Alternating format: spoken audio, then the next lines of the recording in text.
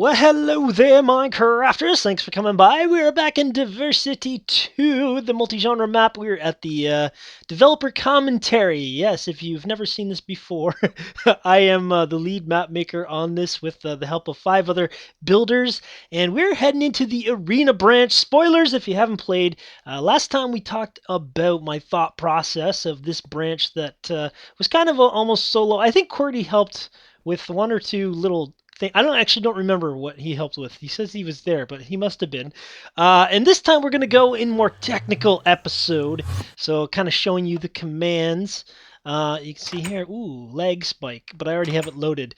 And before we get into commands, I do want to take a quick moment and just talk about these heads, because I kind of skipped over them. I did spend a lot of time talking about them last time, and huge thank you to everyone who has supported me and been a part of my life in terms of Minecraft. But I did want to just tell you a few things about this. Yes, I did actually type every single one of these heads. Some of them were more difficult because I don't really know many of the Zip Crowd guys. I don't know all the Yogscast. I don't know all the like kind of just YouTube Minecraft guys. There's some animators in there, map makers. And of course, I know my friends, but there's also some of the older Minecracker guys. Like there's down here, they don't play on Minecraft anymore. Hermitcraft, I don't know a lot of them. I watched a lot of LPs and a lot of research to find their names because they do not have a lot of them don't have the same name in their YouTube channels as they do in their Minecraft. So that's a lot of searching around different websites. I don't know how many hours. Besides just the people who submitted in, there were some more well-known YouTubers, and that was a lot of work. But yeah, I did actually type out every single one of these names here. Secondly, somebody brought up the point of the Spanish community for Minecraft, specifically, also the Italian community. I think there was some about the Danish community. There were different non-English communities of Minecraft, and I absolutely love those people. Absolutely, like I have had more foreign people, and foreign I mean non-English people play the map than English people, English-speaking people, not from England, but just American, Canadian, Australian. I've had more non-English speaking people play the map, and they are some of the greatest Minecraft people out there. My only regret is I wish I could speak their language. There's so many LPs I wish I could watch. Some of them I do watch, even though I don't understand what they're saying. But it's always funny. Lou and Eternal Love. Who else do I watch that's not? I just try to imagine what they're saying, and it's really funny sometimes. Anyway, I wanted to sort of clarify that. People were wondering about that. But today we're going to talk about the commands, how you do certain stuff. So where should we start? I guess we'll start in this room here. So if you want to know my thought process, check the last episode. But first of all, I wanted to have it so that you could select any one of these cages you want. And when you do open one like that, see it's opening the blazes. They're not there yet because they're in I haven't selected difficulty, but open up that cage, and then the lever will not actually turn off. That light is there because it's telling you, no, you can't turn it off. You cannot turn it off. So what's happening here is I'm actually powering, what am I powering? The lever is below or above? The lever is right there. So I'm powering this command block. This is actually going to set a redstone torch. So it's actually a set block command, which lights up that lamp. And then it powers this here, this redstone block, and ooh, get up. And then it also does text. So this redstone block is very important. That's what triggers everything over there. So what we're going to do, we're going to head over to blazes. So we picked the blazes first. We can't, that's why we can't turn it off. I'm going to quickly head over there and show you how that's happening. Let's see, I don't want to break it, so we'll go this way. So what's happening is this redstone block gets set here. You can see here it's not set there for the spiders, but here for the blazes it gets set. It does a bunch of stuff here. It sets this spawner, which is specific to, not that command, must be this one, yeah. Specific to a bunch of stuff, and I don't really have time to go over all this sort of thing. You can break it down when you just go creative in the map and check it out. But basically it's looking for players in the range of this map area, I do use spawners as kind of the backdrop um, to sort of make sure there's always going to be a mob there, but they are being summoned as well. So there's sort of like the just in case the redstone clock fails, then the spawner will keep spawning, and they spawn at 5 different locations. We'll go in that in a little bit, but down here this is sets the iron bars to fill if I want to reset it. Somebody asked about this last time. There are where are they? Through all of these, down here somewhere. Um, Sure it's down here. You're here somewhere. I'm breaking my own map. Let's see here. 3. Where are you, gate? Oh, I don't have a gate there because it's just an easy straight command. But there are gates here, or iron bars, that I clone the command in. So that was a fill command. On the ones that are just a straight box of bars, it's just a fill command. Like this one and that one. But if they have an interesting shape, because they kind of contour with the semi-roundness that Minecraft can allow, then I have to make a clone command, and that's simply because when I want to reset it, I basically when I this is the first branch I started working on, I knew I need to have this resettable, and I love that you can just hit the button over there where you can just redo the commands, but I needed it resettable. So down there we have a reset that one of the commands that doesn't reset it pops the bars back up there. But back to here, that's basically what that is. So when I get rid of that block, it will fire off that fill command or that clone command. Over here, we're going to set this. And this stuff here is when you win. So I'm going to go down below next. But basically, that's the starting point. We hit a bar. It opens up the cage. And all these are actually spawning as they are until you eliminate it. So let me go down below and I'll show you what's going on there. All right, guys, we are down below, and first question, why the pumpkins? Well, I wanted it lit up. That's why we have pumpkins, and pumpkins can also have um, a repeater put on them. So the only repeaters cannot be put on glowstone. Pumpkin is the only opaque light, I think, or is yeah, I don't think sea lanterns are. Let me just check that. Every time I say I don't think, you guys prove me wrong. So let me just check. I think pumpkin is the only. I don't think I can. No. So pumpkin is the only one you can place repeaters and comparators on. And actually, originally, I was shown out that this was incorrect. I don't have particles on right now. Oh yeah, I do. Um, I thought that redstone dust gave off light, so I wanted to reduce lag, but it does not. I guess Mo Yang changed that a while ago. Okay, so what happens when you set the start the branch? Here's what's happening. This block is the very first block that gets placed when you hit the lever at the very, very, very beginning. When you enter the branch, hit the lever, and then the iron bars explode. It runs this clock right here. I have this glowstone here because I thought it would stop lighting updates. But here, it runs this clock over here. It runs, well, it's actually one clock, but it's doing all of these commands. And I know you're going to ask, for the seasoned map makers, why not a fill clock? 2 reasons. When I first made this, fill did not exist. I would have had to do it all with set block commands, which would have been ultra laggy. And secondly, the fill command does lag out on servers with test fors or test for blocks or something. Uh, I I don't argue with me. It does lag on servers. I've had it personally lag, and because it doesn't lag for you, it doesn't mean it won't lag for somebody else. I wanted to avoid that. This branch isn't too laggy with a decent computer. I'm happy about that. So these are the clock commands. We will get into those in a bit. But what we have here is we have a starting thing. This actually starts all of the scoreboards. So if you're not familiar with Minecraft scoreboards. Basically, there is a in the background system called the scoreboard objective system, and what I do is I use it to actually tag mobs or give you kills and things like that. When you've played it, you can see the kills pop up there. And it can be actually really complicated. So I'm not sure how well this episode's going to go over with you guys. But what's happening here is these just are all... I had a lot more signs in here earlier, but signs lag out. So this is actually labels here. I've made all these scoreboard commands. So I've got a hunger kill scoreboard. I've got blaze kill scoreboard, objective, cave spiders. All these are different different objectives that I'm going to track when you kill something. I'm going to track what you've done. You killed a zombie.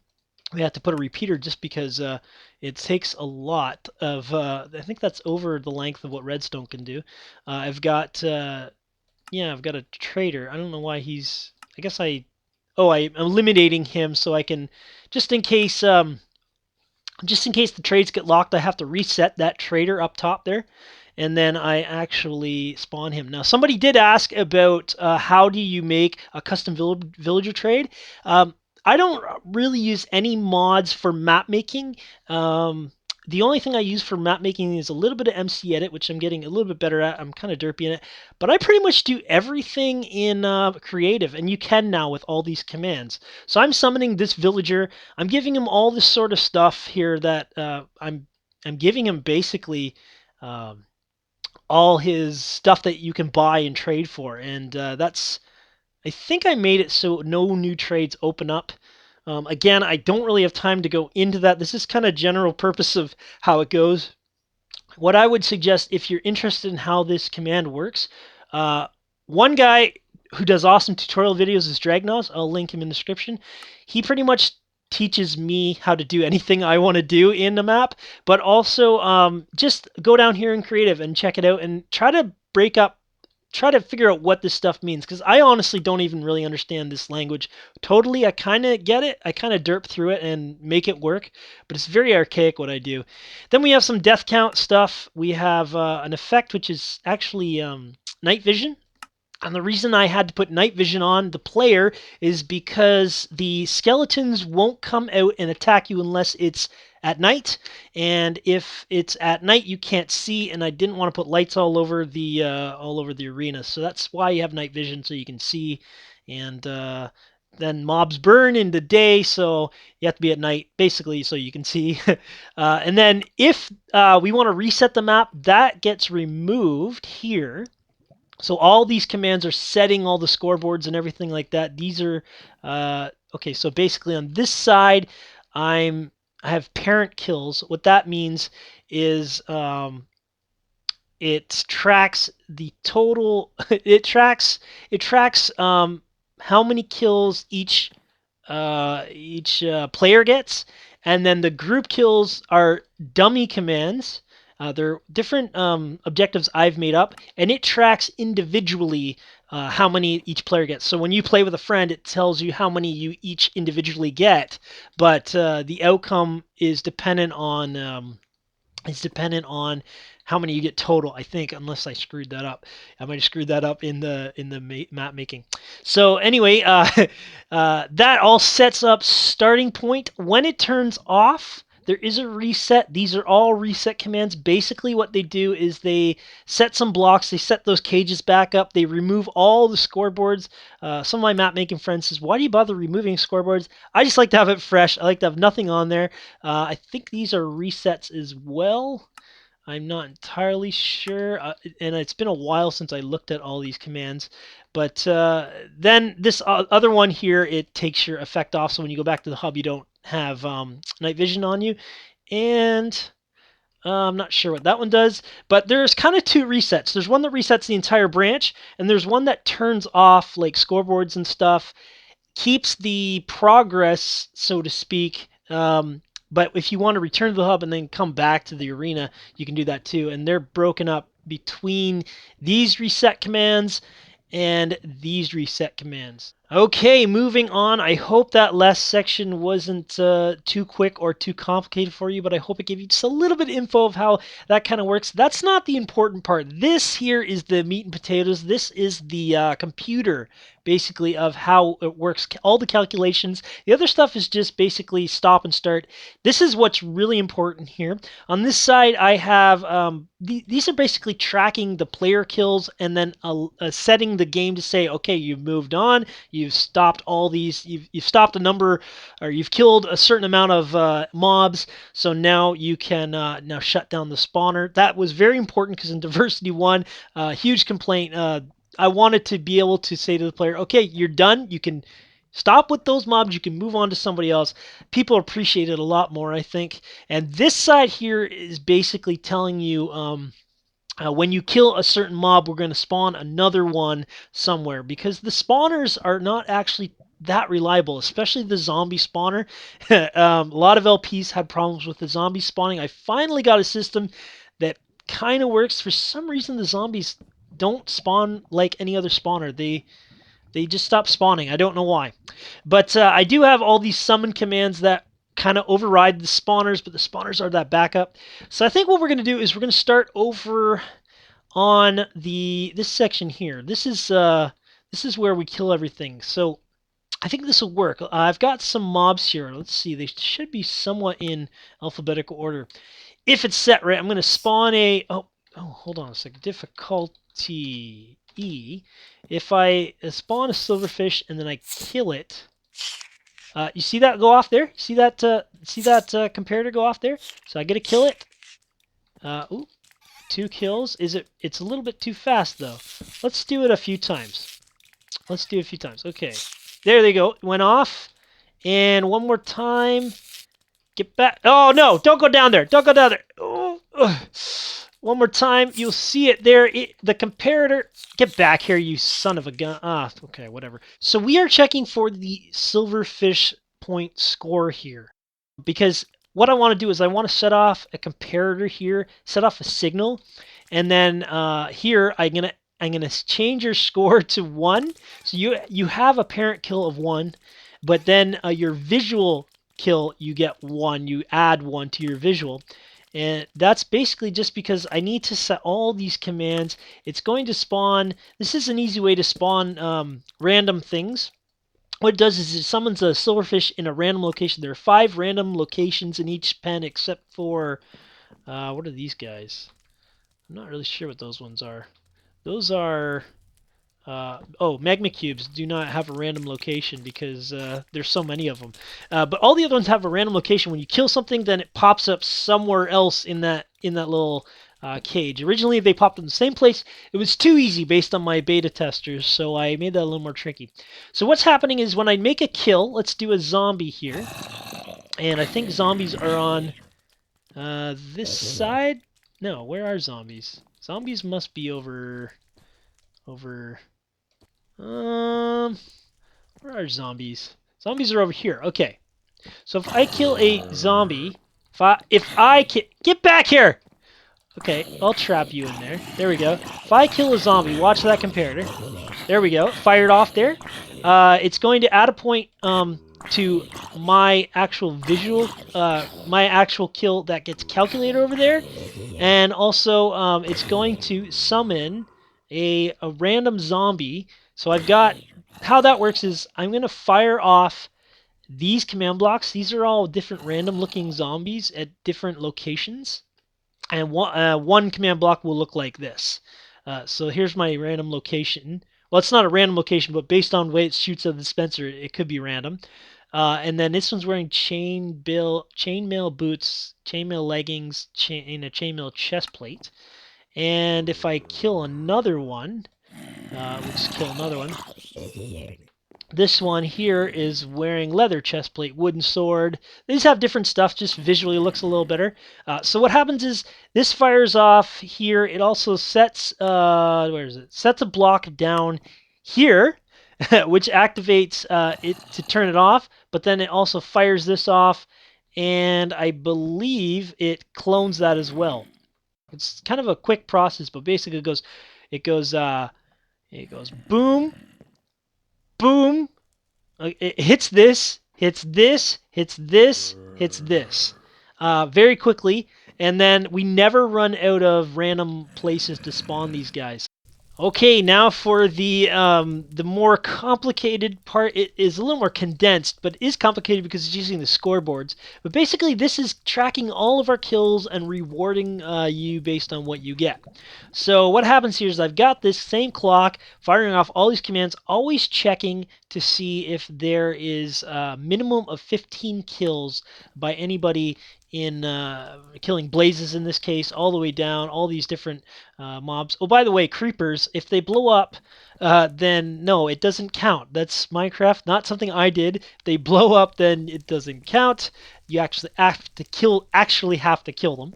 But basically, when we get 15 kills there, what it's going to do is it's going to, in the back of the cage, in that location, so this is this location, the back of the blaze cage, it's going to replace it with a hopper that says insert diamond block to give you an idea of what you're supposed to do there. It's also going to give you a tell raw command that's telling you, okay, the spawning cage is now allowed to be disabled. So you have enough kills that you can initiate that, but it doesn't automatically shut off. That's another thing you have to do.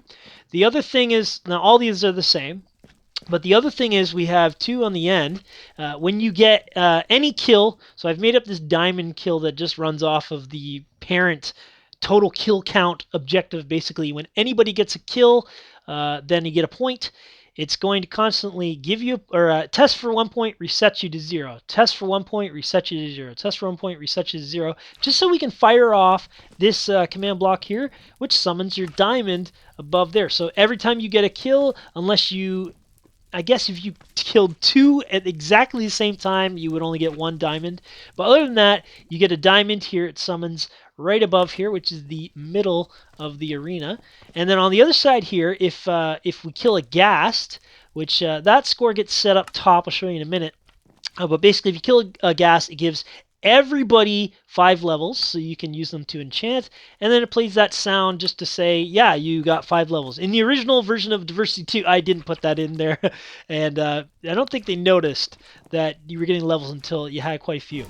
All right, we're in the blaze cage here, and I just want to show you that command I talked about earlier that puts the hopper in here. It just replaces this piece of sand, puts a hopper in, so that's all ready to go down there. I have this threshold. I've talked about that in the past. One more of the same block that goes in here, and it will activate all these commands here. So what's going to happen is this redstone comes through here. It's cut off only because I have a repeater, but that's so I can't put any light back here. Again, me thinking that it lets off light. I'm not sure if repeaters do or not. I'm sure you'll tell me. All these commands get set here. What we're going to do is we're going to replace this block here with glowstone. We're going to set this block in here with red sand so that it's a visual interpretation that you've shut it down. We're also going to put the particle effects so you can see it more clearly that you shut it down. We're going to execute a sound of fireworks because those red particles don't, or those particles that shoot out don't actually make any sounds. And then what it's going to do is it's going to fire off, remove that scoreboard command so that if you go fight blazes somewhere else, they're not going to constantly spawn in the arena again, so there's nothing tracking them. It's also going to kill all the blazes. So one thing from Diversity 1 I noticed, when you stopped them, they wouldn't, you couldn't get rid of them. So I thought this time when you stop them, let's get rid of all of them. You put it in, everything dies. Besides that, we're also going to... I'm not really sure what that does. It's probably something... Oh, I know what that does. I'll show you in a minute. And then over here, it actually launches the ghast, and it turns on the light there. Originally, I had the light because we weren't going to have any light in the branch, but nobody noticed that. So anyway, remember that air command. We'll go over that in a minute. That air command is very important, but I'll show you here. So remember everything that happens there. I will put one. What we'll do is we'll break this so we can see it a little better. And I'm just going to grab one of these, and I'm going to throw it in. See if I can do it. And there we go. All of the sound, the blazes are dead. It changes that. It turns that light on, everything there, and there should be a gas spawned in there. All right, we are back down at the bottom. Remember I said remember the air command. It is actually removing one of these redstone blocks. So all these have to be off. What it does here is I think this is some sort of reset. It removes the scores or something. I can't remember. But this one here activates our win. And you can see our blaze here is actually removed. So I'm going to show you just, let's see, if I remove that,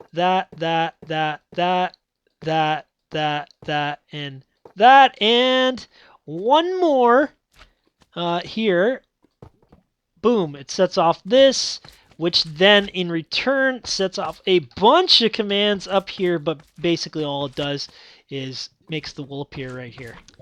So that is about all the time we have, guys. It was a little bit of a longer episode, but a lot of information in there. Oh man, just goes to show you the amount of work it takes to put into proper scoreboards and calculations and stuff. It is a daunting task sometimes. Last thing I wanted to go over here is the reset. There's a reset here. I love this little reset. Notice the levers break. That is because if you're working on resetting your own map, I'd actually update this block based on a block update. How to actually destroy it. So when you do a destroy there, because this would actually stay powered. I don't know how many times is it actually, but same with this one here. This redstone would stay powered. So you may want to keep that in mind if you are making a map. It's possible you'll have problems, that little destroy tag there. But had to do that to make it work. Anyway, thank you everybody who's been a part of this map. I think it looks really, really great having the community up here. I'm very proud of this. One of the most proud parts of the map. I really do appreciate everybody putting the submissions in and taking time to help me out there. Thank you so much for watching the video, guys, and I hope you enjoyed it. I hope you got a bit of info out of it. I think the next one is trivia, if I'm not mistaken, whatever the next color is. And if it's trivia, guys, I don't know how I'm gonna. There's no way I'm gonna be able to do it in 2 episodes, so that's gonna be a bit of a longer one. I've got a lot of info to go over that, and I'm sure you're really looking forward to hearing about all the little consequences. But until next time, we will see you, and enjoy your Minecrafting, guys. Thanks so much. Bye for now.